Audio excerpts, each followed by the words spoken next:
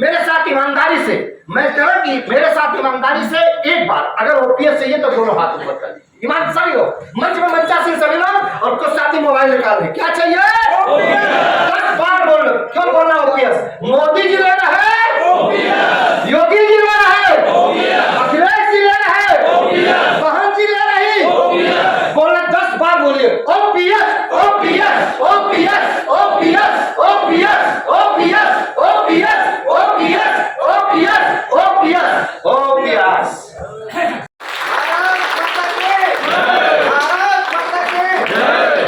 शिक्षक कर्मचारी एकता जिंदाबाद।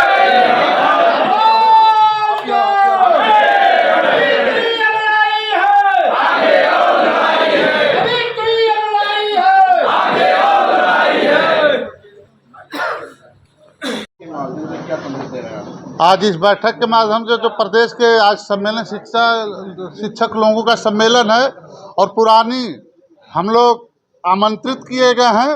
हमारे शिक्षक का सम्मेलन है, हमारे राष्ट्रीय जी पटेल जी हैं।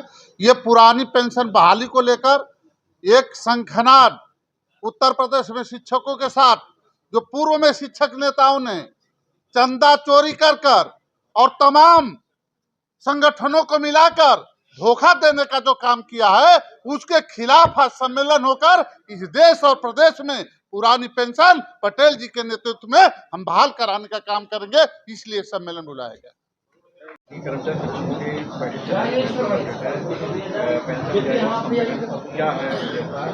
देखिए, आज का जो सम्मेलन है पेंशन जय घोष, ये सरकार को सीधे सीधे एक इन्फॉर्मेशन है कि यहाँ जितने भी शिक्षक कर्मचारी बैठे हुए हैं, इनकी केवल एक ही ख्वाहिश है और वो है ओल्ड पेंशन स्कीम। हम तो सरकार को बड़ा आह्वान करते हैं कि आप इसका नाम बदल लो एक और, ना एनपीएस ना यूपीएस, हम तो कह रहे हैं एमओपीएस रख लो, मोदी ओल्ड पेंशन स्कीम या मोदी पेंशन स्कीम कर लो। लेकिन कर्मचारियों का जो अंशदान है, जो यूनिफाइड पेंशन स्कीम में भी आपने वापस नहीं दिया है, पूरा आधा अधूरा दिया है, वो पूरा वापस करिए। पेंशन आपकी पॉलिसी ठीक है, बेसिक अंतिम बेसिक की बजाय आपने किया उसको एवरेज कर दिया, हमें उससे ज़्यादा दिक्कत नहीं है, लेकिन उसको 25 साल से कम करके 20 साल के ऊपर आखिरी वेतन का 50% दिया जाए। ये छोटी सी 2 डिमांड है, सिंपल सी है। ये भी अगर मोदी सरकार को समझ में नहीं आती है तो एक काम कर दे कि एनपीएस में डेथ एंड डिसेबिलिटी के केस में जो विकल्प दिया है उन्होंने ओल्ड पेंशन स्कीम का, वही विकल्प हम कुछ ज़्यादा मांग ही नहीं रहे, आपने पहले से दे रखा है, उसी विकल्प को रिटायरमेंट, कंपलसरी रिटायरमेंट और वॉलंटरी रिटायरमेंट, इन तीनों ही तरह के रिटायरमेंट पर एक बार फिर से लागू कर दो। हर आदमी को, हर कर्मचारी को उसकी ओपीएस मिल जाएगी, उसका पैसा वापस मिल जाएगा। एनपीएस ओपीएस में क्या अंतर है? दोनों में एक ही बात का अंतर है कि एनपीएस कॉर्पस बेस्ड है और यूपीएस कॉर्पस छीनने के ऊपर आधारित है। सरकार पूरा एनपीएस में जहां पूरा कॉर्पस दे देती थी, पेंशन की गारंटी नहीं थी, यूपीएस में पूरा कॉर्पस छीन के पेंशन की गारंटी दे रही है, वो गलत है। आप हमारा कॉर्पस छीन नहीं सकते। वो तो वही बात हो गई, डलहौजी की हड़प नीति आ गई। आप हमारे पूरे जिंदगी भर के, किसी ने 30 साल नौकरी किया तो चाहे मोदी पेंशन स्कीम हो, चाहे योगी पेंशन स्कीम हो, चाहे ओपीएस हो, चाहे हुबहू यूपीएस क्या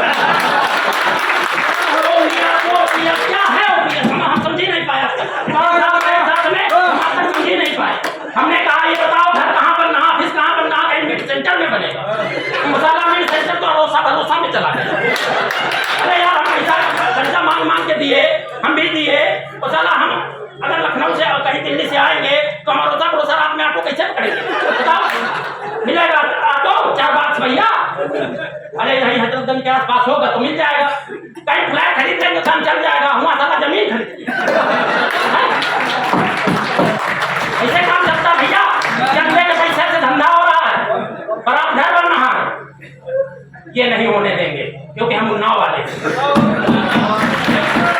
और मैं अपने अध्यक्ष जी को विश्वास दिलाता हूँ कि विमुक्त भैया बनारस में करवाएंगे, अगली बैठक दूसरी जो मंडल की बैठक होगी लखनऊ में होगी,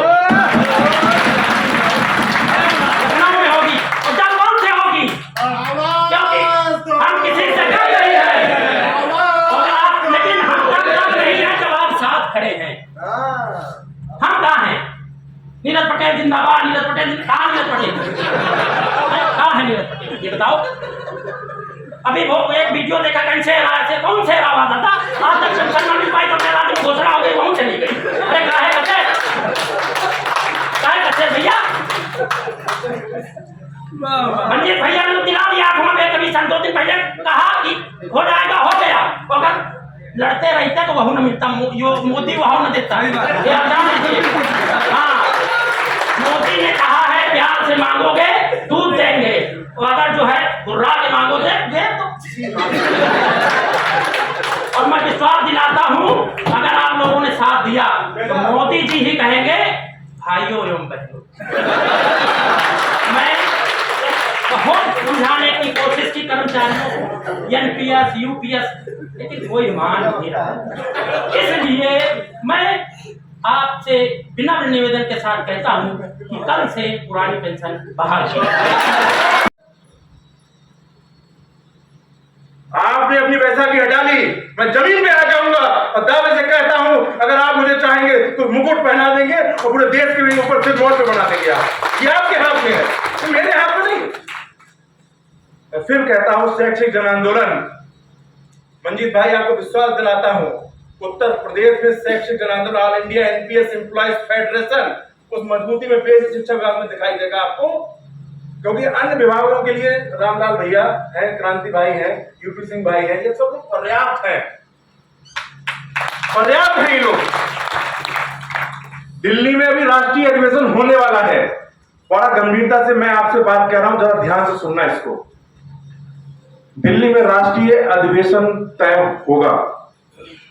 हर जनपद से मुझे कम से कम एक बस चाहिए होगी,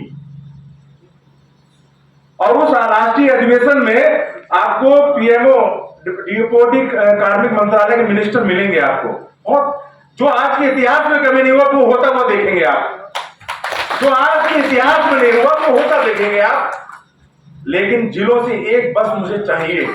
अगर आपको लगता है कि आपके पास संख्या कम है तो उस संख्या की प्रतिपूर्ति बस आप करिए, संख्या की प्रतिपूर्ति क्रांति भाई करेंगे, उस संख्या की प्रतिपूर्ति रामलाल भैया करेंगे, लेकिन हर जनपद से एक बस तय हो, इस विश्वास के साथ में हम राष्ट्रीय अधिवेशन की ओर बढ़ेंगे, क्योंकि ये आपके कंधे पे चलेगा। मंच पे जो लोग साथी बैठे हुए हैं, हमसे आग्रह है कि इधर थोड़ा सा ध्यान देंगे आप।